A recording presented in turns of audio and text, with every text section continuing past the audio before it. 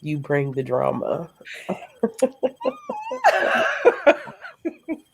I'm so done. If ever I can be assistance to you, let me know. Oh, goodness gracious. So, it always takes a hot second for it to pick up. Well, I'm going to turn on some more light. Okay.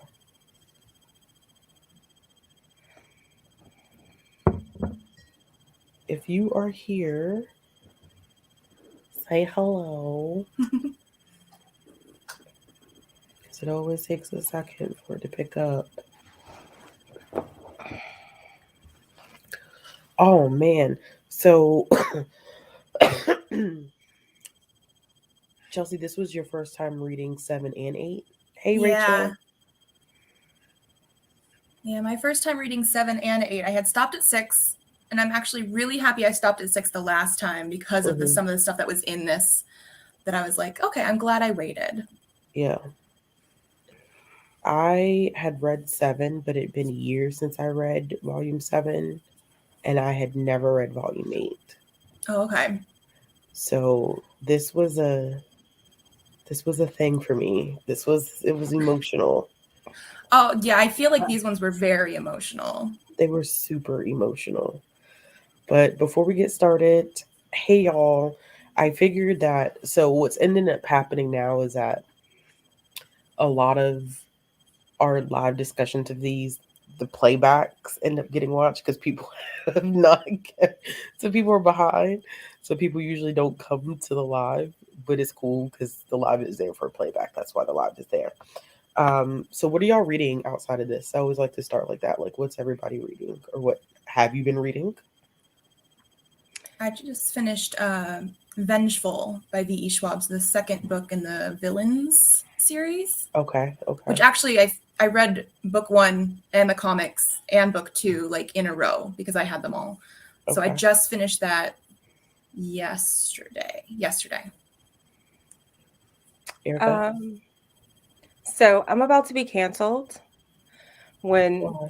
because I read sort of read Ray Bear. Don't tell me you didn't like it. You didn't like it, did you? So I'm gonna preface this by saying that it could have been the time. The timing was wrong because I was enjoying it, and I'll tell you later, Ashley, about like feelings, and that's kind of feelings you already know, but we can get into more detail. Feelings with Saga as well, things that were going on in these 2 volumes of Saga. Okay. Brought some feelings. Yeah. Yeah. I believe it. Hey, so we're talking about who walks away from the club. Hey, Salter. Before the shooters join Erica. I can't listen. It's too early, Salter. It is too early. We are talking about Saga, the series. We've been reading all of the bind ups. We've done a live show for all of the volumes. Our last live show is next Thursday. The 27th. Oh, it's like a couple weeks, right? Yeah. Is it a couple weeks or is it next week? Is it next week? Yeah, it's next week. It's next Thursday. So next Thursday. That's why I was like, it's more than 7 days, but yeah. I have it on my calendar. We'll be here. Our next live show is going to be for volume 9 and issue 55 because they're now starting the series back up. But so for me, I am not coping with life right now. So I've been reading a lot. I have finished 30 things so far this month, which is even kind of out there for me. Super out there for me. But I'm almost finished, which this one is really, really good. Daughter of the Moon Goddess by Su Lin Tan. And it is so good. It is really, really good. I can't believe that this is a debut. And I'm not even like a super big fantasy reader, but it's a really, really good book. Um, it's based off of the Chinese myth of the moon goddess, and it's political fantasy, which I think I'm learning that I like political fantasy. So probably when we finish this live tonight, I will be finishing that book up, and then I don't know what I'm gonna do after that. But Izzy and Bree may or may not join us. Bree also had a prior obligation, so she may not be here. Izzy had a previous or a prior obligation, so she will not be here. But she will be here next week, and Bree will be here next week.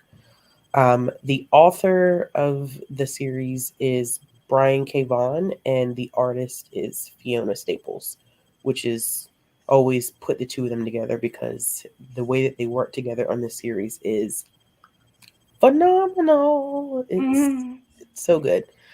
Okay. How do y'all want to start? Because these volumes were so emotional for me. I don't even know where to begin. Yeah.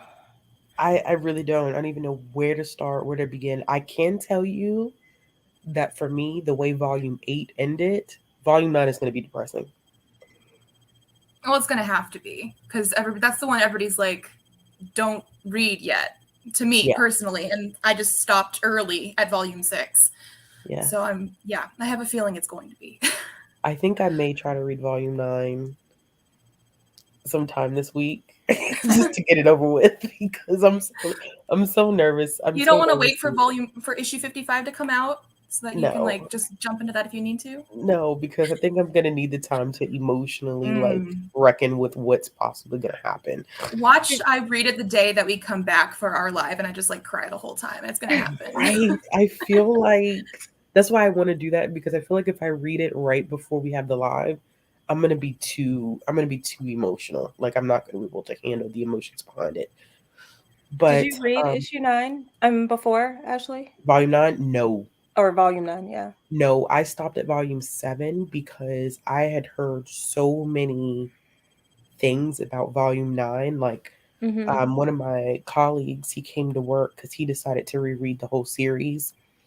And he came to work and one morning he was like, Ash. I was like, what? He was like, I read Volume 9 of Saga. And I was like, oh, and I'm just thinking like, okay, whatever. And he was like, no, it was rough. He's like, and I'm not really like an emotional type of person, but he's like, that was rough. So I'm so scared. And then you've been saying this since the beginning that Gwendolyn. Gwendolyn is a complex character. I think. I mean, I think she is, but I think at the same time, I've been getting really annoyed with her, especially in these volumes too, with the way she's been dealing with Sophie. I'm just sort of like, I'm conflicted though at the same time because Sophie's like, I'm grown. And I'm like, well, how old are you exactly? Are you actually grown enough to make certain decisions? But the way Gwendolyn is just like, no, you have to do this instead. I don't know. But I think that's because Sophie is still a child. No, she is. And Gwendolyn recognizes that and she treats her as such. She's probably like pre-teenage, right? Because I can't remember how old she was before, but it's been like 5 years since Volume 1. I think she's like, I think when I remember her age being mentioned the last time, she was like 12 or something. Somewhere in the middle, somewhere. Yeah. Okay. Yeah. She's definitely grown up quite a bit. She had to grow up fast. But I always think too, even with Sophie, like, even with her saying like, oh yeah, like I'm grown or whatever the case may be, I feel like she's seen so much violence. Yeah. That's probably what makes her feel like she is I bet. An adult. Okay. Jessica said that Sophie is 10. Currently. So she was like 5 in volume. Well, 6. 6. She was 6. 6 when they first found her. Yeah. Okay. So okay. But I'm sure that's why she feels like she's older than she is, because of the amount of things that she has seen violence wise, dealing with the will and dealing with Gwendolyn. But and even having to save the Will's life. yeah. You know, Yeah. that's that, and then being abandoned by him after she saved his Mhm. life. Yeah, and I found it kind of sad when he came back. Yeah. But I mean, it had been so much time. I mean, I felt for him because he's a mess right now. Mhm. That's He's an a mess. understatement. He's such a mess. And Gwendolyn was like, "Ooh, you look You don't look well. you Yeah. look unwell." Yeah. I'm a work in progress. Like, ease up. I'm a work in progress. But it was like I felt for him because I mean he's lost so much. He lost Mhm. his spider girlfriend, the stalk, which I just can't get past. It's so gross the idea of them being intimate with each other, I know. but it's whatever.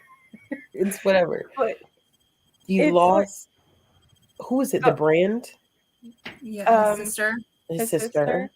So Mhm. he's had a lot of loss too, but he didn't cope well. He's not coping well.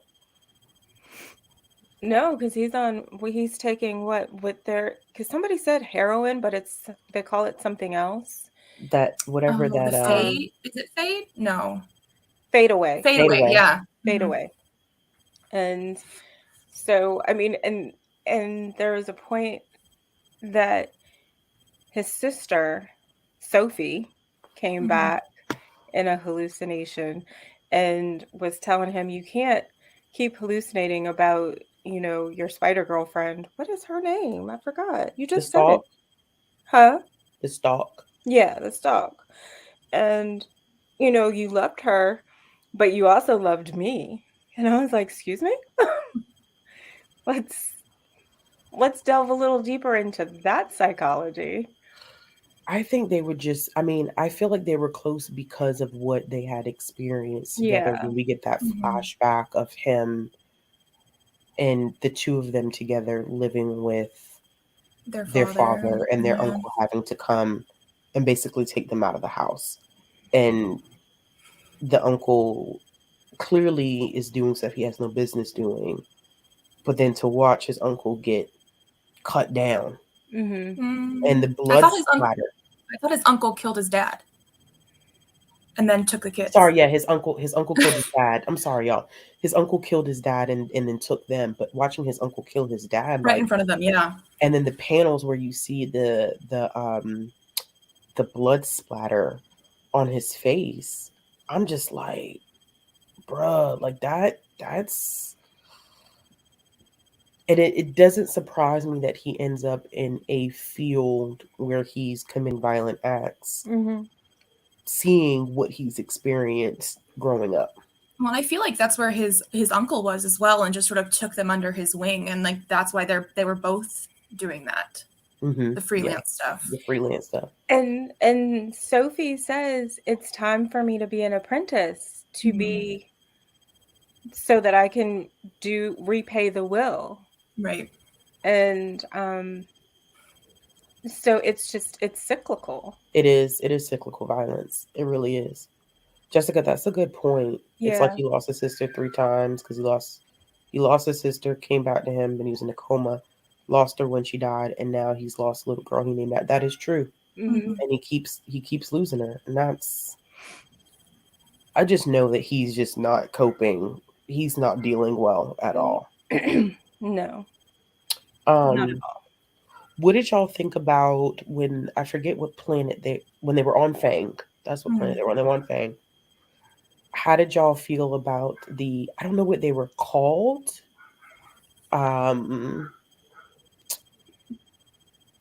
the little creatures that look The like little like little, meerkat people. yeah, I Oh, don't know if meerkat that's people. exactly what they are, but that's what they remind me of. yeah, they did. Like, they did. Go ahead. Go ahead. What did y'all think about kind of like it almost felt like Brian K. Vaughan was making some commentary on like religion. Yeah. That's how I felt. I could I be I wrong. I got that. And I was like, "Oh, So, and we're talking about religion now, and how people, and I thought of my father because he's a minister, and how you always are talking about um, prayer and praying about your problems and praying them away, when sometimes you actually have to face them, and you have to do something. You can't just pray about it. You have to actually actively engage and face them head on. Yeah, that's definitely kind of what I took away from it too, is that because you have what I assume was the matriarch of the family Yeah. when they were supposed to leave Fang, and Alana was basically saying like, "Come on, let's go. Like this planet's gonna be nothing." Yeah. And she's saying like, "I am convinced that we will be saved. We've been saved before, and we pray about it." And it instantly made me think about, and this is probably more so my own personal experience with religion, specifically like in the Black community, as it is applicable to like mental health. And that was like my first thing that I thought about was like, oh, just pray about it, just pray Mm-hmm. away. And it's like, I understand for me personally the power of prayer, but you do have to do stuff. Like you have to act Yeah. and actively attempt to also help yourself. And that prayer is not just a solution. So I thought that that was really interesting that they kind of put that in there. And then we have what is the name of the trans woman? Petrichor.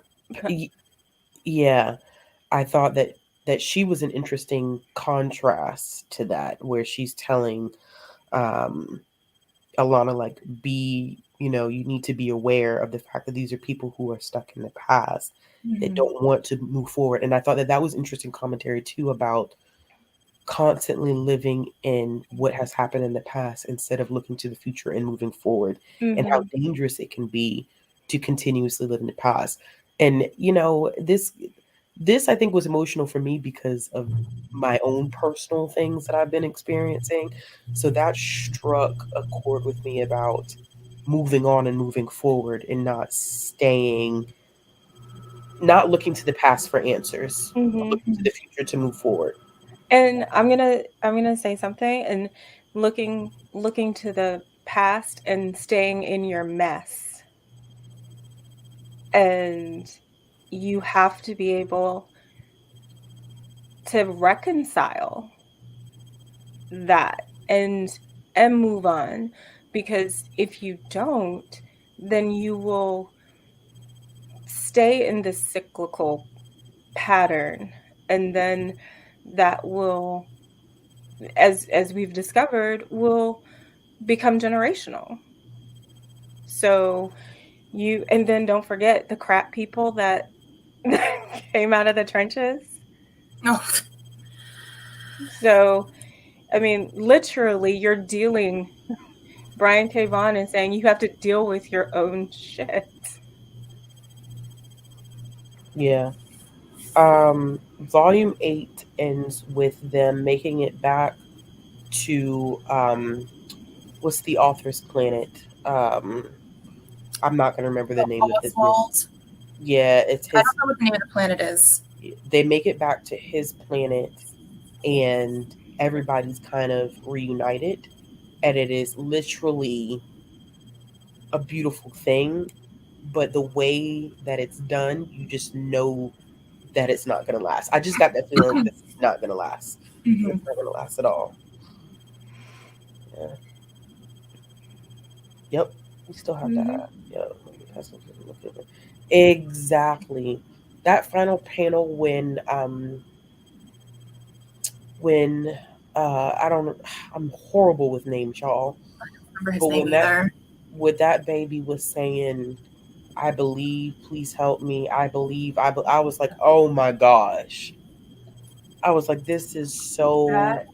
depressing," where he was like, "Somebody please help me. I believe, I believe, I believe." And I'm like, "Baby, you about to die." Mm-hmm.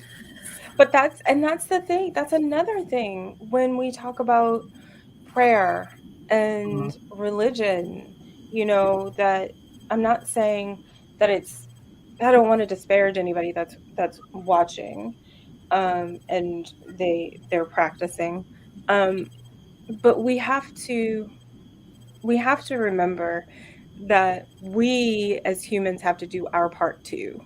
Mm-hmm. And you know when he was dying, when Curdy was dying, and he was saying that I believe, he's what we as Christians, what's drilled into us is if we believe, we will be saved,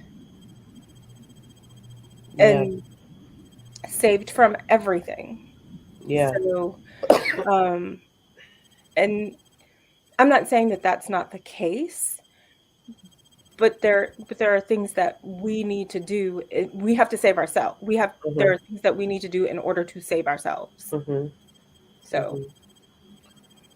Very, very true. I just thought that was because, I think we've had so much commentary in these previous issues about the impact of war and how war just kind of leaks and spreads everywhere, and it often does more damage to those that are not even involved in the Mm-hmm. original, you know, scuffle or issue between the two opposing parties. So I thought it was very unique that he kind of switched it up a little bit and brought in that whole idea of religion.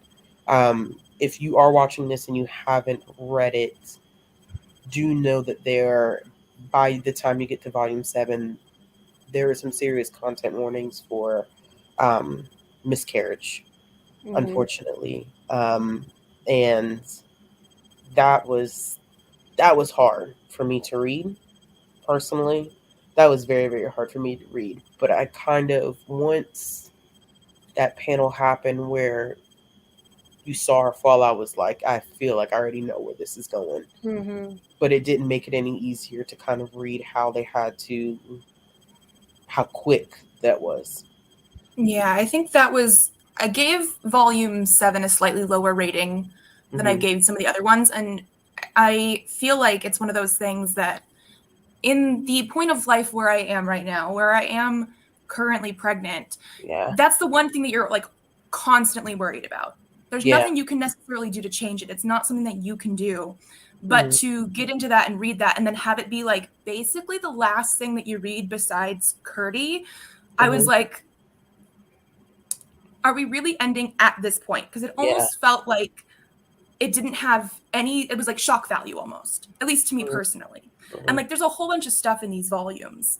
But when we got to that point, I was glad I had volume 8 because Mm-hmm. volume 8 I really loved for the talk they had about miscarriage and abortion and all that kind of stuff that we'll probably Mm-hmm. get into. But I was like, I loved volume 8 for that. But the Mm-hmm. way volume 7 ended, like if I didn't have another volume to go into, Yeah. Yeah. I think that was a really, really hard ending for me personally with these volumes, like out of all the ones that we've had so far. Yeah. I wonder why.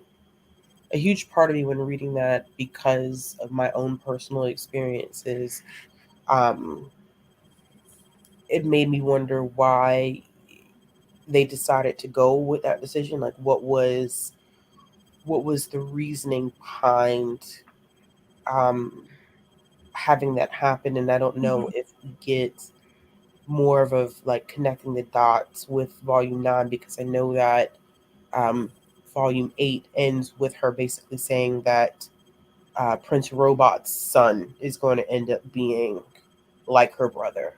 Mm-hmm. Mhm. Um, and that's, I agree with you there, Chelsea, too. Like, that was tough for me. That was Mm-hmm. extremely tough for me.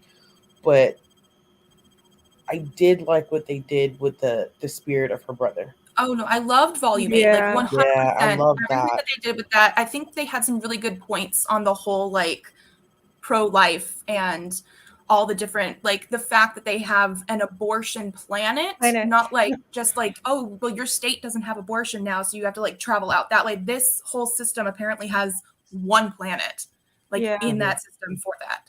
So like I really liked a lot of that kind of stuff.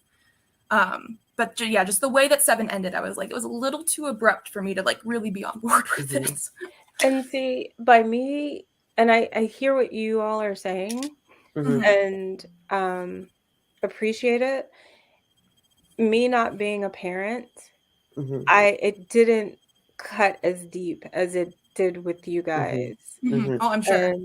And, but I understand 100% where you're coming from, or anybody who has that feeling is coming from, because it was hard to read. It just didn't affect me the same way. And I'm sure that if I was a parent, it probably would. But watching Curdy die, oh no, was like that hurt. Yeah, that was, and that's the one where they had all the black pages afterwards, right? Yeah, like that was just black, like literally fade to black. Yeah, for like 5 pages. Like that was a choice, a good choice, but like still. They were your grieving pages, right? No, but really, that's what it felt like. It definitely felt like, it definitely felt like they were trying to give you time to grieve his loss. But I kind of figured that the buildup that we were getting, that these next couple of volumes were going to be super intense. I just didn't realize how intense they were going to be, because I had read volume 7 years ago, so I forgot that that's the way that volume 7 ended. Like, I completely forgot that was the nature of everything, how dark volume 7 is. And it's amazing because even the colors that they chose for the trades, the color for the trade of 7 is dark. It's a dark color. You transition to the trade for volume 8, it is more warm and brighter. Yeah, small subtle things like that, I definitely wouldn't have picked up on before, but now, just by doing this reread, there's just so much stuff, and it makes you realize why the series was so iconic at the time that it was dropping. Yeah. Well, I think volume 7, you're right with the how dark it was, and I think that's another reason why I didn't fully like it as much. It's still not my like least favorite volume or anything, but like we didn't seem to have as much of the going back and forth between tragic, hard topics and the more lighter family moments. It just felt like death after death after death after death, because we lost multiple people in volume 7. We did. And like Isabel, which, I mean, I forgot about Isabel. I hate that we lost Isabel, but at the same time, I feel happy that I was right, that she was never a bad person. She was never going to sell them out. Like, I felt happy that I judged her right, because it's so hard to judge characters in these books. But I feel like also because of that, that was a hard death too. I completely, how did I forget? You know what? Because it was so many people. It was one of the first ones in the volume, I think. Like early. There were so many people who died in that volume that I completely, and it was early on, wasn't it? She was one of the first ones I think in volume 7. Yeah. Yeah, she died pretty early on, so it was just kind of like, and then Hazel's reaction to it. And then Hazel saying, like, basically like, well, older Hazel, like voice, I think of it as like voice over Hazel, is saying, like, you don't have a babysitter for forever. They don't last for forever. And I'm like, well, then she talks about people exiting your life, and sometimes you don't know why. And I'm just like, oh my gosh. Okay, like, when I say that this was probably like the worst timing for me to read this, when I say like literally, it literally impacted me so much emotionally, because it was connecting the dots for so much crap that I have going on in my own life, where it's like, when she did say that, like, people exit from your life and sometimes you just don't have an explanation as to why it happens. And I'm just like, this is rough. This is really, really tough. And that right there, that statement hit me. hit me hard. Yeah.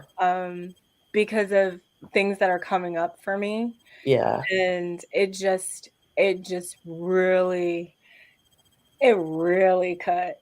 Yeah, that statement cut deep. Yeah, it does. It does. So, and at that point I just kind of had to like put it down and reflect on a lot of things that are going on for me as well. So I was just like, okay, Brian K. Vaughan and Fiona.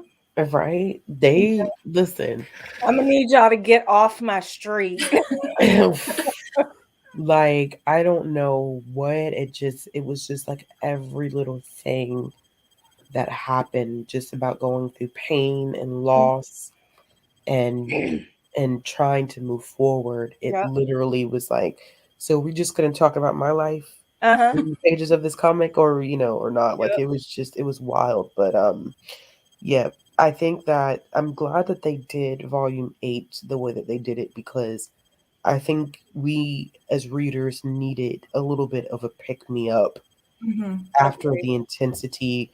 And it's so sad. And I'm just thinking about this crap in terms of like contractions, because volume 7 was a rough one. And then 8, you get a little bit of a break, and then by the time you get to volume 9, it's gonna kick back up. They tried to give us, I feel like, a little break with volume 8, even though there were some not so good moments in volume 8 as well. But I think for the most part, volume 8 to me felt it felt more positive. It felt like there was more love there. It felt very sentimental, and just, if we could just end on this good note. Yeah, but it's the calm before the storm. But it's the calm before the storm, Yeah.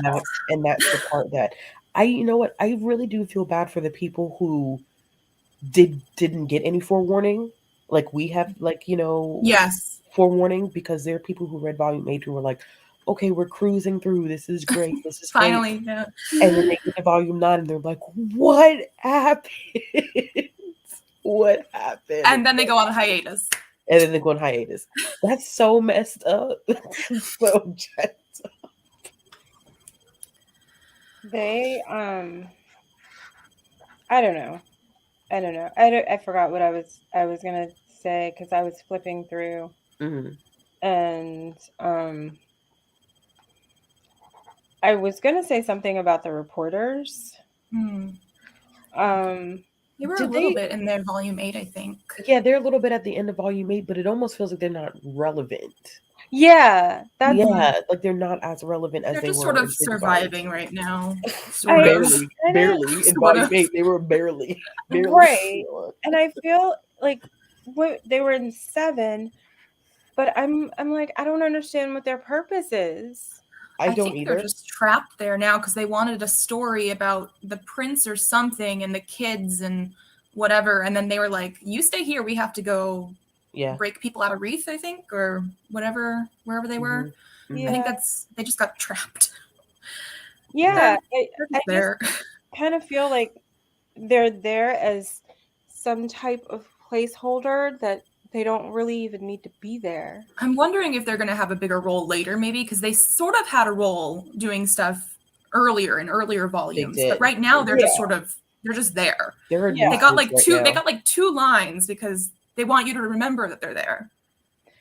And I'm sorry, I don't really need to know that they're there. We can just forget about them. Yeah, I mean, unless you've got something for me to like hold on to, like you got meat on that bone. I'm wondering if it's more just like they were the driving force for Gus and Squire to go into the forest with that like invisible creature, and maybe that'll come back up later, so they needed something to get the ball rolling. Because obviously everybody's being a happy family right now at the end of volume 8. Yeah. But we know stuff's gonna happen. And so far there's an invisible, creepy monster there. So. So, okay. Since we're talking about creepy monsters, what about when Marco and Alana get to the abortion people or animal I have to admit, I judged them horribly. Like, Yeah. I feel like you were supposed to, because everybody's like, oh, it's a monster, it's a monster. And like, they're in the back doing the shady stuff. Uh-huh. And like, we don't get to see like a ton, but everything apparently turned out fine at the end. And so I feel bad. I terribly judged them. Yeah. I was like, oh no, don't go in there.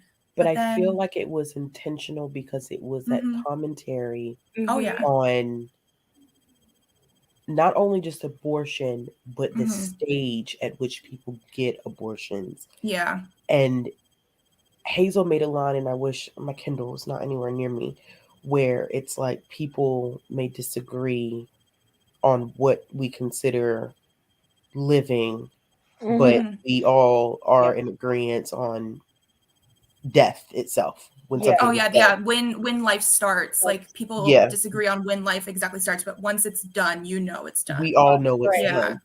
I think that it was intentional for us to look at, because they call it that set back in, like, she was too far along for them to do something. And one of the things that stood out to me was that you have both sides really represented, which I did appreciate that Bond did.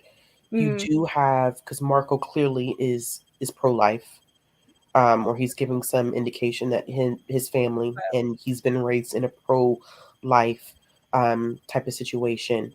But then what's interesting there is that you have this contrasting where that, was she a wolf?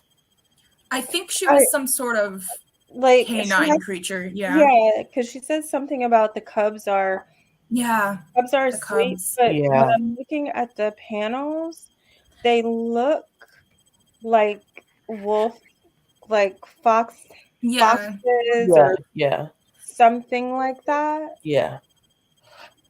For me, what I saw there too, when she made the statement that, because they came and they asked, is the elephant dead? The elephant that was on the table. Right. And she said, no, she's just in recovery, or whatever the case may be. And she could have carried the child a full term, but there was this point of the child was going to have it's a brain issue. Brain issue that was going to cause them pain, and they were going to have a short life expectancy. And I think presenting all aspects of the conversation was interesting. And even when Marco said his father, because this is something that I think a lot of, just in our world, we debate this a lot too, where Marco was saying that, he grew up basically in a household that was pro-life. And his father was very much pro-life. And then it was questioned like, okay, but your father engaged in war. Yeah. And then, so it's been one of those things where it's like, okay, are you truly pro-life? Or are you thinking that you look at it in terms of pregnancy? Because there are people who say, like, I'm pro-life. And when I say pro-life, I don't mean just in terms of conceiving a child or conception of a child or whatever. I mean, in all aspects. Like, that means I'm anti-war, whatever. I'm pro-life for everyone. So I think that bringing that conversation up, but the way that they handle it was, in my opinion, I think it was nicely done. Yeah. How they presented every possible, every possible perspective that they could bring to the table without leaning necessarily towards one or the other.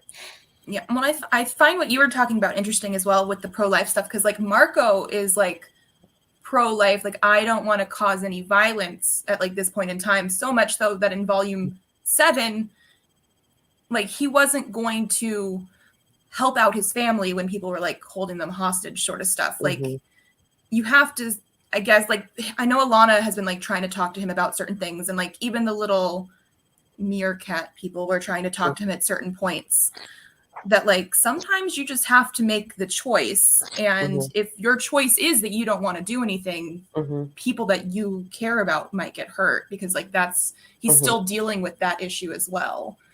That is true. Hey, Shay. This is a really good comment too. Yeah, that's what I was thinking Yeah, I about. also think commentary on back alley abortions and how scary they look, but they are necessary when people don't have access, and the risk that people take to get them. Yeah, that is definitely, because I don't think sometimes people realize the cost of an abortion depending upon how far along you are, and insurance it does not cover that. So you paying up front. You know what I'm saying? Unless it's a medically necessary. Unless it's and you know what? Leave it up to some of these states. That ain't even enough, to be honest with you. You know what I'm saying? So just that idea that I think people one assume that women who get abortions are using it as a means of birth control. Not acknowledging how traumatic that can be for a woman to go through that process, and thinking about terms of or points of access that everyone can afford to go to a clinic and pay up front and have that done. So that's why you have things like back alley abortions, and people are willing to take that risk if necessary. Yeah, it's not an easy decision. Mm-hmm. I've known females that have had them, and it wasn't because of means of using it for birth control. Sometimes it was just necessary to have it done, and the trauma that they talk about afterwards, it's really mentally taxing, physically taxing, and it does have lifelong effects. So yeah. Yeah, that's a good point. Marco's issue that he can't control the rage that comes with killing. He's afraid of not being able to turn on. Yeah, Marco definitely has some. He's fearful of his own inability to control his anger, and you definitely can see that. No, you can definitely see that. Yeah, I just feel like that there's some parts that are also pro-life in general more than like what his father taught him if it was just pregnancy related, because he's trying to like look at the other people on the other sides now once they were done with like fighting their part of the war. But no, he definitely has some issues. Yeah, he does. Hey Bree, you got anything to share? I know you just hopped on. Hey. Hey. Y'all. Skin folk, all folk. So anything to share? We talked about both volumes, I'm assuming. Kind of dipping back and forth between the two as always. Dipping in both. I'm just gonna say it. I got attached to the babysitter and she passed away, and I'm still trying to figure out how I feel about that, because I wasn't trusting her at first. I thought she was a snake in the grass, and come to find out that she was not a snake in the grass. And I'm glad that the person or people who killed her died the way they did. Oh yeah, they died a vicious. Yeah. Their death was kind of. I forgot about the twins. Yeah. They had to. They died a nasty death. They sure did. And I was like, why? And I feel like I want the babysitter. What's her name? Isabel. I want her to come back. I want her to come back. I need her to come back. I don't think so, just based on Hazel's commentary of stuff. I mean, I know she's not, but I want her to. I want her to as well, but I just with the panel when Isabel died and the panel switched to Hazel, and you saw Hazel have a physical reaction, because I was crossing my fingers like, nah, she's not really gone. But when I saw that Hazel had a little like physical, like she felt the loss, I was like, dang, she's gone for real. There's no coming back from that. Yeah. It just ain't right. And I don't know if you already said it already, Ashley, but I wanted a sex scene between. No, I didn't get to that yet. We haven't even gotten to that yet. I wanted a sex scene so bad too. That lady and the robot guy. Yeah, I wanted a sex scene out of that. And she's like, I want some dick, and then y'all get kissed, and then nothing happens.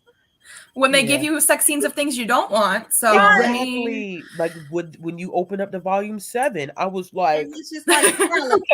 I was like, Yeah. I showed it to Brie. I was like, yo, this panel is straight just penis. Like, literally. Yeah. When I got that, I was like, what? Wait, how did we get here? Yeah, I was like, wait, why am I looking at this? And why is it so erect? It was so erect. I mean, he is like a TV thing, so maybe there's like technology in there. Just saying. In the Gears, penis. I don't know. Not him downloading into you. Leave it to you to come with the foolishness. Leave it to you to come with the foolishness. He said, all night, I'll make you back time. That's what Elise is right against the panel of the tree looking the same way. Exactly. Yes. I was like, and then it threw me, but it was, I mean, it was of course weird that they opened it that way. But then I found it interesting because we didn't talk about this in volume 7, how he had his imagination switched to Alana. And I was like, okay, so we're spending a lot of time with two people that you were supposed to hate, you're supposed to kill, and now there's a certain level of attachment that is going on now, which, you know, I was low-key heartbroken when we got to volume 8, and then Alana was like, I don't need you here anymore. You can leave. Go about I was like, no, I like Prince Robot. I was like, bring his crazy ass back. Out of all the characters that make you like have your emotions completely flip. Ugh. Yes, I was so like upset, and because I hated him at first, I was like, oh, he's so annoying. And then I'm like, by volume 7 and 8, I'm like, oh, I really do adore this. I adore this man so much. He's also broken. His screen's still broken. Yeah, his screen is still broken. Yeah. I mean, it just projects that he's a broken person. Go ahead. What killed me was that this man was out here having regular sex in volume 1 with Princess Robot. Regular. We talking missionary, maybe a doggy, just regular sex. But then when he started having these things for Alana, she gagging on things and things. I said, not you wanting regular sex with the robot, but you trying to do some gymnastic sex with. Well, wasn't it like when he was like on? In a flashback for the war. No. Yeah. Like the flashback for the war, and he like got shot. Wasn't he like picturing an orgy or something? Like I don't know if this guy might look vanilla, but he's not. He's not vanilla. not you. Not at all. He just hides it very well. Okay. That's a good point, Jessica. He was getting his freak on Sextillion. This man was running through people on Sextillion. He was. I feel like he just couldn't be himself in the royal palace. Like, take him somewhere else, and he's. I love the scene in which, like, he says to what is her name again, y'all? Petrichor? I think so. When he was I like to think of myself as fluid. Fluid. I was like, I knew I loved you. And then it's like, I love the way Fiona Staples did the art. And like literally his hands like are vibrating like they're fluid. I was like, yes. I was like, I love this for you. Yes. And I knew it. Then when what's her name? Let's call her P. I can't. Let's call her P. Yeah, let's call her P. When P was like, I'm gonna do this blood ritual to get some dick. Blood ritual to get some DICK. And then the cowboy showed up and he was handsome. I said, "Oh, that's what I thought was going to happen. That's what I thought was going to happen. Them things." And then we got death and despair. I said, "This is really not like I just really things that I was so accustomed to Volume 8 was like, baby, we not giving you none of that. Exactly. And I said, how y'all throwing dicks and badges and women with big heads and small legs In at volume us? 1. Yep. In volume 1. And then the time that we want it to happen, they're like, no. Yeah. No, you're not getting it. You're But not I getting it. do see a difference in how they handle social justice things from each of our. You can see how the writers have been like, nah, we can't do that. We can't. That's offensive. Like just being better in the way that they're describing things. Because I think, because when we said the series first started in 2012, so you can see the growth. Yeah. You can as we go through each volume and each chapter. So I can only imagine what issue 55 and what future issues are going to be like, because now, it's 2022. So we should be getting some really, really good stuff out of the two of them going into the future. Okay. And we're getting sex in the next chapter. So volume 9 somewhere. Volume 9. I already downloaded it, so I didn't want to read it, so I get mixed up in this one. So, but I already downloaded it. I really was looking forward to that because, like you said, Brie, I think when P did the ritual and then the cowboys came, when he came, I was thinking that was going to be the person, and then all of a sudden all that falls apart and they're trying to kill her, and then I never saw that coming between her and Prince Robot, but then when it started to happen, I was like, I was like, as soon as they started yelling at each other, I was like, okay, we're good. Yeah, this is gonna be good. Mm-hmm. This is gonna. That's what I thought. I said sexual tension. I was waiting for the full page panel. Yeah, of them having sex, and it was like never happened. Yeah, we got no butt cheeks in that one. None. Not a butt cheek in sight. None. I was so upset. It was. I also wasn't expecting. I was expecting like a little kid romance between Hazel and the little robot guy. And then she was like, oh, and this my brother. And I was like, oh, so this telling me that they gonna be riding with Prince Robot for some time. Yeah, I feel like they become like a unit because they talk about family in one of the like commentaries about how family is like a rope. And so there's so many frayed edges that all come together, and like the tightest ones are just woven tighter. And there's like so many pieces that come together. And I just thought that was really nice. But I feel like that means that they were including people that weren't necessarily just blood related as well. You just come in and you make that rope.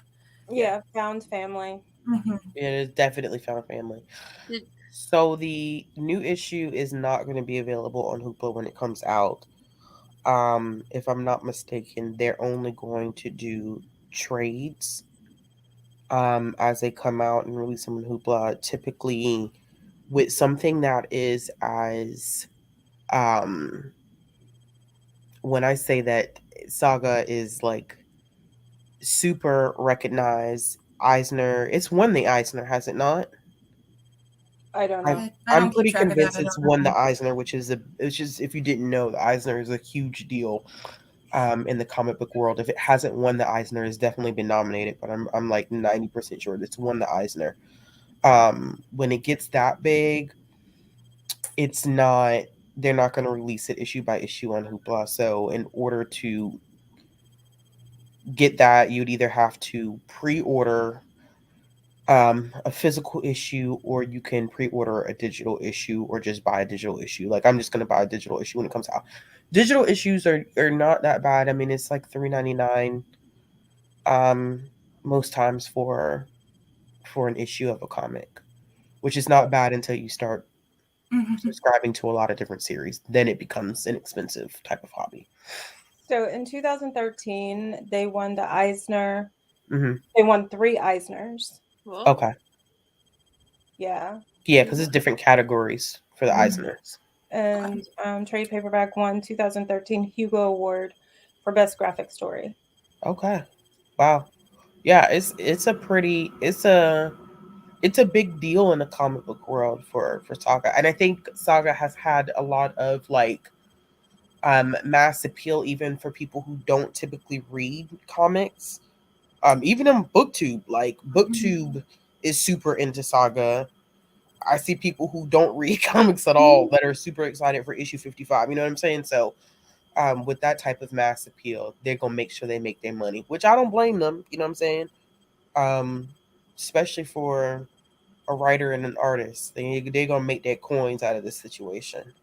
And they've been on hiatus for what, 3 years, 4 years? It was like 2 and something, maybe not quite 3, but something like that. So Too y'all long. telling me I gotta wait 8 years for an issue? I quit. Well, it's very interesting because if you go on Goodreads, because I was on there like logging my stuff, it has like up through volume like 15, and I'm 15, like, what, to yeah. 2024? And I'm like, yes. Yeah. Wait, I saw that. Wait, I saw up that to too. They have like up to volume 15 listed Yeah. on Goodreads right Yeah. now, saying some are going to be published in 2022, and then 2023, and then 2024. Like they 2024. have so much planned out right now. Yeah. And I'm hoping they stick with that. I mean, let me go we'll ahead see what happens, and but put like they one have to so read. much on there right now. Let me go ahead and put one to read. I didn't see that. I don't see them going on a, like, if you go to the series page on Goodreads, you'll see all the volumes. Yeah, I it's don't just listed see on them there for going right on a now. hiatus again because people were so excited for it. Mhm. I wonder if they just took that time too To when they write were out on the hiatus to story. go ahead and draft everything out in terms of storyline. I think they probably did because I follow Brian K. Vaughan on Instagram, and Fiona doesn't really have anything on Instagram that way, so I follow him on there. And he mentioned like at least middle of the year last year that they were coming back and writing out storylines. So it sounds like they've been working on it for like a long time. So that's probably why it's been taking a little longer to actually get stuff out. Now they have, I'm assuming, outlines or something. I don't feel like I can't find what y'all talking about, but I'm about to investigate. I don't feel like Brian K. Vaughan hasn't been writing anything really, has he?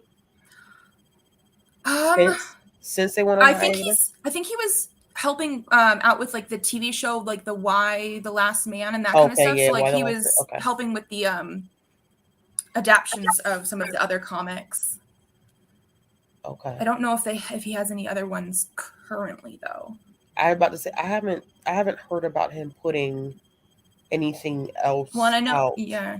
I don't think I've heard anything else comic wise because like everything else that I've seen so far was like casting news for Paper Girls and stuff about Why the Last Man and that kind of some of his other comics that were getting adaptions. Which I need to go back and do a reread of Why the Last Man. I haven't read that one yet, but I want to.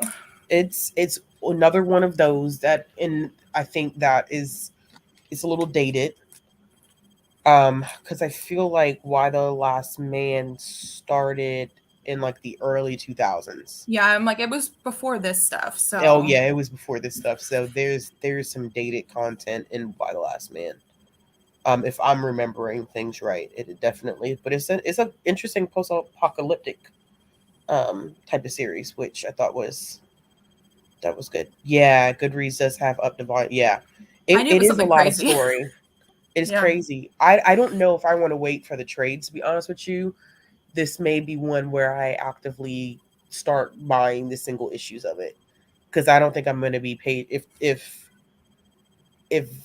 issue 55 is as good as I think it's going to be, I may just end up doing a read issue by issue instead of waiting for the trade. To be honest. Y'all. It's y'all. Yep. I know we're on a live, but I'm just trying to mind my business, you know. I'm clicking want to read. Oh, you're doing one. Oh, This is your fault, Ashley. You're the reason why I'm obsessed with comics. So you should be feeling some type of way. It's a good problem to have, though. It's a good. I was about to say that's a good problem to have. That's a really good problem to have. I don't know if Fiona Staples has done anything else in terms of art lately. I do know that she did some stuff with Archie. but I feel like it wasn't really. I don't feel like it was that many issues that she did because I just reread the first volume of Mark Waid's run on Archie, and she did a little bit of that, and I think she's been doing maybe some cover art, but I think she's been kind of ghost too for a hot minute.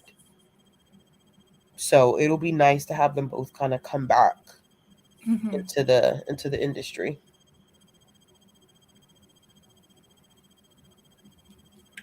Do y'all have any other thoughts? What did y'all rate? What did y'all rate the 2 volumes? We didn't even ask that. I think I did 4 for both of them. I did 4 for 7 and 5 for 8 because I really liked 8. I haven't rated either one of them because I just read them today. Yeah, I gave 4 to 7, and let me see. I gave 5 to 8 too. That's how I rated it. I did want to share my favorite 2 quotes. Go for it. The more you care about someone, the more likely it is that your eventually parting of ways will be as sudden as it is baffling. And then trying to figure out how and why a loved one exit your life only ever leaves you with more questions. Yes. Yeah. We talked about those 2 quotes before. Oh, damn. Okay. Not no. word It's for good word, that you read them because we didn't have them Mm-mm. word for word. No. Yeah. I thought those were nice. Oh yeah. It made me sad to read those. I know. Yeah. Yeah. It made me so sad. There are actually a lot of quotables in these 2 volumes. Yeah. And these are so wise. And they're short and they're like make you think and make you feel some type of way at the same time. So there are a lot of good quotes.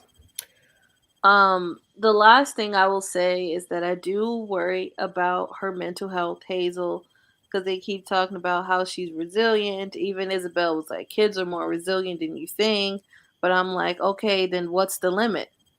How much resiliency can she take before it affects her, and you see how it affects her? So I don't know.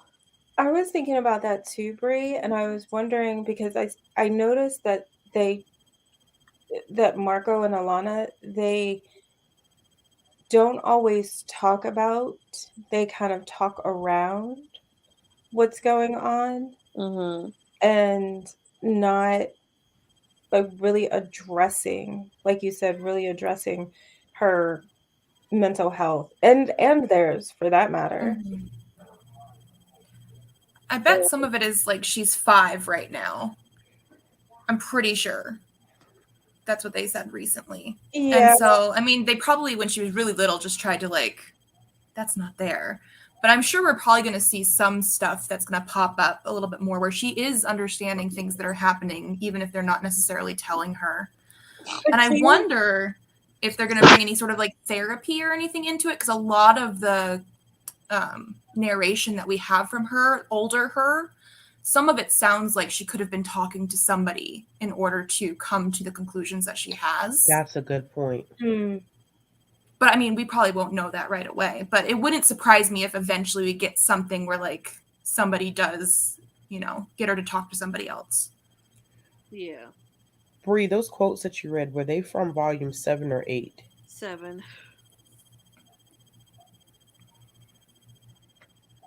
I think with the issues, if it's a standard, if they release it like a standard comic, it'd be once a month.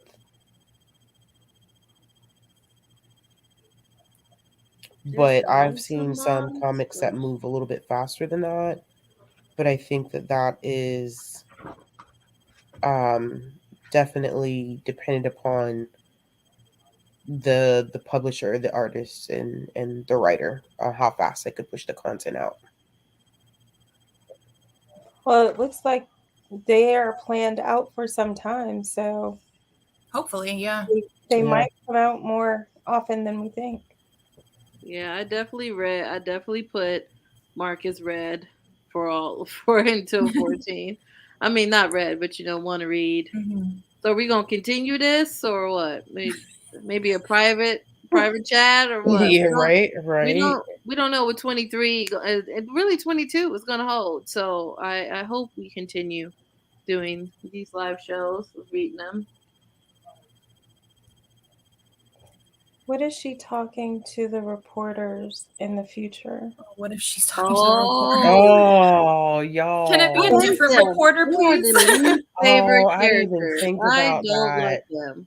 I didn't think about that either. No, me neither. But No. I hope Anybody not. but them, though. Anybody different but reporter. them. Man.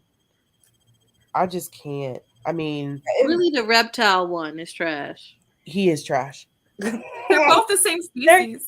Oh, they are. Well, goddamn. Okay, well. No, but somebody did say it in a comment earlier that the actual reporter guy is trash. The photographer, needs to dump his ass and leave. Right. Like, the photographer needs to leave. He deserved better. He deserves better. He does deserve better. Because this man was talking about the story while he trying to lay the pipe down. I was like, I wish a motherfucker would. Oh, what volume was that? Down upon that was, I think, last time sometime. I think that was 7. That was.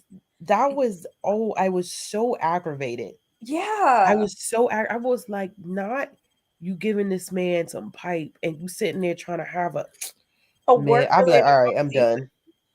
That made me mad because not me trying to bust one, and you talking about the weather in China. I'm gonna feel real pissed. I'm gonna be like, really? I was like, and then I was like, and you, photographer guy, you're taking this? You're like, wait a minute, no, this is not how it works. And I think it's clear too that the photographer definitely wants a little bit more out of the relationship than the reporter. Because weren't they even talking about like kids and stuff? And like kids. Yeah. And the writer was like, I'm not. And well, he brought up Hazel and like not even like I want kids right now, but just a kid in general. And the reporter just went off. Yeah, don't talk to me about kids. You said you'd never want kids. Don't be a. Did they? I don't know what they called it. But like, people act like you can't change your mind. Right. Anyway, yeah, I don't like that when people act like you can't change your mind. Yeah. Yeah, the photographer dude deserved better. And the other dude should just get a pineapple and go ahead and go up in that because he's just too much. He's too much. Like he clearly don't care about the affection of it all. No. So go ahead and get you some lotion, holla at the bathroom, and do the Lord's work. Of course, here comes Salter. Salter, go to bed. Salter, you know that we're not talking about it in the way that you're talking about it. Not you saying elite shenanigans. It's like, listen, I'm gonna be on the phone. Try not to make me scream. Is that what you said? Yeah, that's the shenanigans that Salter is talking about. The shenanigans. Salter, what would we do? I say this every time. Remember when we thought Salter was a troll? He was about to be blocked. Yeah, I thought Salter was a troll the first time you popped up on the channel. I was like, "Are you a troll?" Salter was speaking. Salter was like, "No, I'm real." No troll over here. Okay, baby boy. Baby boy. My God. All right, y'all. Well, we're at an hour and 8 minutes. It's been a good discussion. Yeah, we've been here for a minute. Remember that next week on the 27th, to get that right, because Bree and I are going live on the 26th to talk about Persepolis. So if you want to join us, then we'll be talking about Persepolis on the 26th at 8:30 p.m. EST. And then on the 27th, we will be talking about Saga Volume 9 and issue number 55. So get them read. Got a week and some change. And when does issue 55 drop? On the 26th? Is it the Tuesday like normal? It usually drop on Wednesdays. Oh, comics on Wednesdays. Mm-hmm. So then maybe that. I think it may be. And the first issue 55 is only $2.99. I'm shocked. But it is Image and not DC or Marvel. So I shouldn't be so shocked.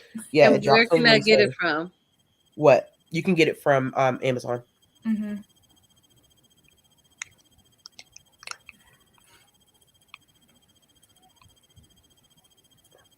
And who are these people on the cover?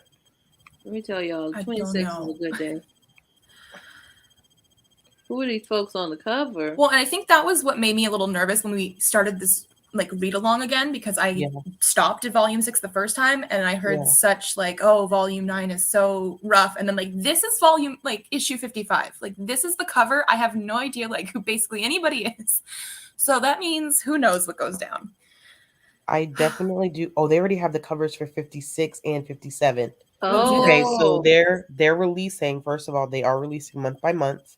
Nice. So 55 drops on the 26th, 56 drops on the 23rd of February, and 57 drops on the 23rd of March. Okay. So the cover for 56 clearly is Prince Robert and his son. And the cover for 57 is the Will and Lion Cat, who does not look like they want to be bothered with the Will. These covers. Well, yeah, Lion Cat didn't want anything to do with the Will when the Will came back for Sophie. Oh my gosh. It was like, who do you want to go with? You can, or even Sophie was like, you can take the cat if you want. You know, whatever you want to do, I'm not going to go with you. And then the cat was like, no thanks. Yeah. I really like that part because the cat looked like so sad. Like, no, I'm not going with you. You trash. Hold on. I'm about to share my screen so y'all can see, viewers can see. Oh, not me like an older woman. Let's see. Okay. All right. Is that working right? Okay. I think so. All right. So that's issue 56. Mm-hmm. So clearly, it's free to everyone. Why does the raining on there make it look sad though? Like this is a memory. I know. Well, you see this right here. That's the kid's screen.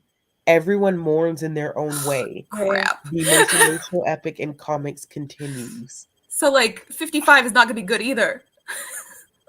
Because the parents died. Well, because this is the kid's screen looking at a memory of his him dad. and his father. Oh my god. And it's in the rain. So is his dad going to die? You're right, Chelsea. I didn't even think about it that way.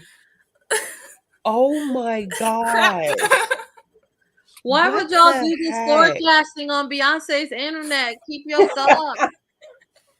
We don't know. I'm just saying.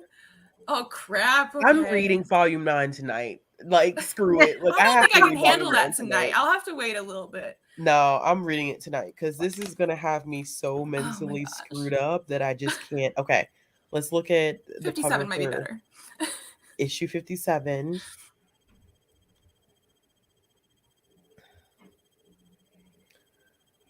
Okay, so that's the cover for issue 57. Yeah, see, I can't read as much into this one. But clearly, I don't know whether it looks like the Will maybe... Long-term relationships are easy. Lying. That's great. That's great, though. I love that.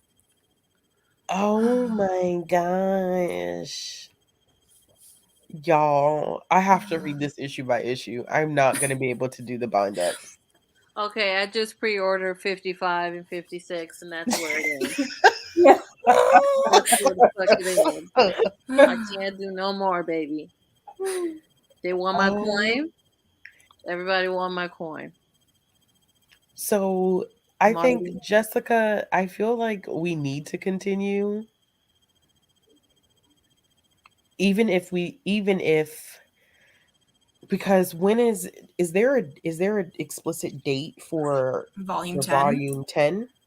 I didn't see one. I think it's just 2022 right now. Yeah. It just says published. No, it says 2021. Why does it say 2021? Shame on them. I just looked on Amazon. There's nothing on there for volume 10 yet. Okay, let me think. They usually do like 5. They do how many issues do they do? 4 or 5 in Saga. I think they do 5, don't they?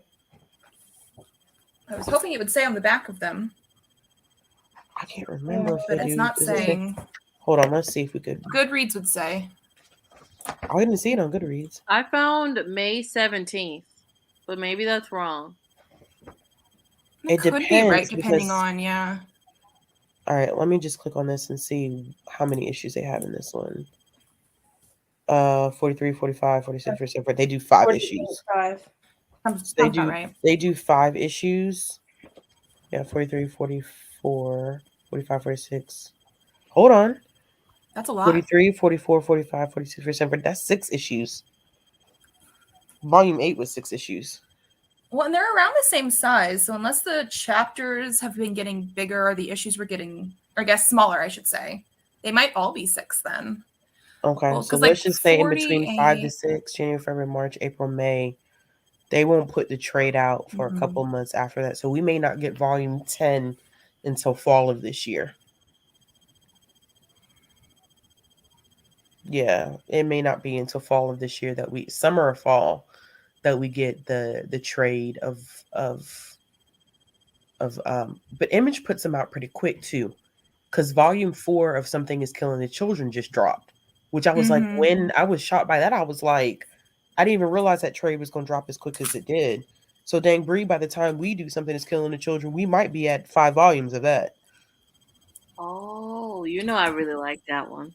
Yeah, volume 4 just dropped, and I'm trying not to read it because I'm trying to hold off for our discussion of it, but we might just be SOL because I might need because House of what is the House of Slaughter? House of Slaughter? Yeah. I've been trying to hold off. I'm about to read House of Slaughter. I'm about to read House of Slaughter. Yeah.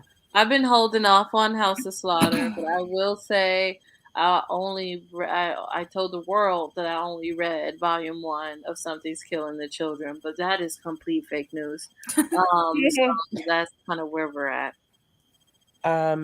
It just means when they say like a double length issue, that just means that it's longer than what it typically would be. So your standard issues are usually anywhere from about 20 to 30 pages.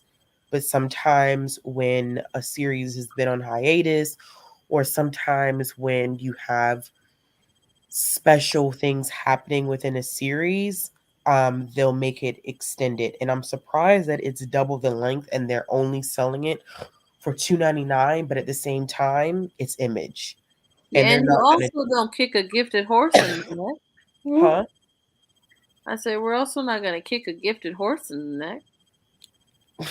Such an awkward saying. It's not the same. But it's also, it's Image and it's not Marvel or DC, where they like, Marvel and DC charge like $5.99 for some of their single issue comics. Nice. Like single issues of Joker.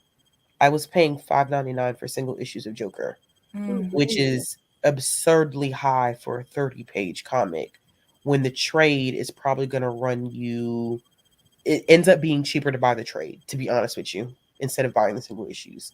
What's the trade again? Sorry, I'm trying to. The trade is just the paperback. It's a trade paperback where it has the bind up of the issues. So you have issues, you have trades, you have hardcovers, and then you have your omnibus. Okay. I will say I don't like to own a lot of books, but I'm gonna need every volume physical copy of Saga. I'm gonna need that. You might be better off getting the compendiums. The nice hardcover ones. Thank you, Chelsea. Yeah. I was like, compendium. Let me see. Is that on Amazon? Probably. Yeah, they are. I Yeah, have the not been able to compendiums. find. This is the compendiums right here, Bree. There's like 3 of them right now, I think. There's 3 of them out. But Oh, you can like get them. book You one, can get them book cheaper two? than this. That's the cover price, but you can get them cheaper. Oh. But it contains the first 54 issues.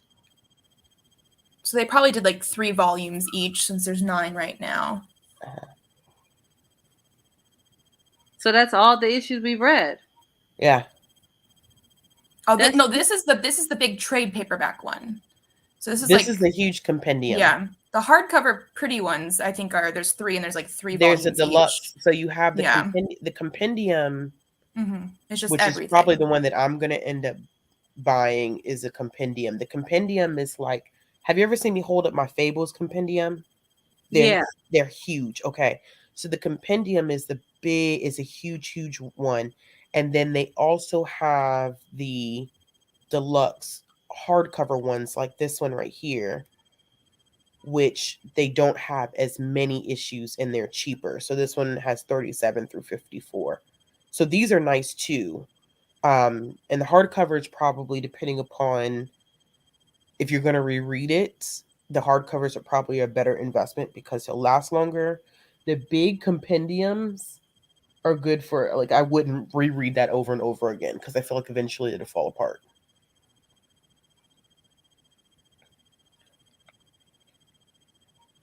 I got some thoughts. But I also like the single volumes. Oh, the small trades. Yeah. That's what I have. That's what I have. Yeah. Yeah. All right, y'all. Well, it's been real. We're excited to chat with y'all again next week. We'll talk amongst ourselves and see what we want to do about discussing this in the future. But thank y'all for joining us. Remember, Wednesday the 26th, Bree and I will be discussing Persepolis. If you want to join us, it's a nonfiction graphic memoir that details parts of the is it the Iranian Revolution? It is. Yeah. In 79. Really great. Really great nonfiction graphic memoir. One of my favorite nonfiction graphic memoirs of all time. We'll be discussing that Wednesday the 26th at 8:30. And then Thursday, we will be talking about Volume 9 and Issue 55 of Saga. Hopefully we're not too distraught, but we shall see. Speak on that. All right. Good night. Good night. Bye.